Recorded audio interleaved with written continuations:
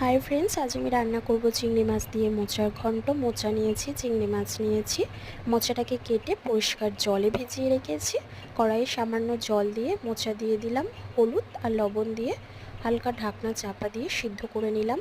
হালকা সিদ্ধ হয়ে আসলে টুকরো করা আলু আর মোচাটাকে দিয়ে আবারও ভালোভাবে সিদ্ধ করে নিলাম। এবারে সিদ্ধ হয়ে গেছে, জল ঝারিয়ে নিলাম। কড়াইয়ের মধ্যে একটু তেল দিয়ে চিংড়ি মাছগুলোকে ভালোভাবে ভাজা ভাজা করে নিলাম।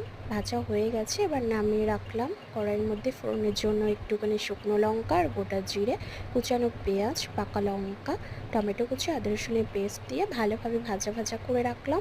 মশলার জন্য দিয়ে দিলাম লবণ, হলুদ, জিরে গুঁড়ো, ধনে গুঁড়ো, কাশ্মীরি রেড চিলি পাউডার আর স্বাদের জন্য একটু চিনি দিয়েছি।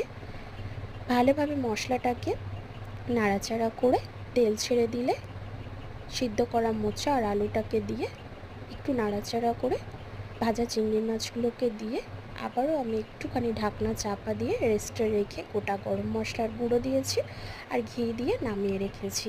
কেমন হয়েছে প্লিজ আমাকে কমেন্টে বলবেন।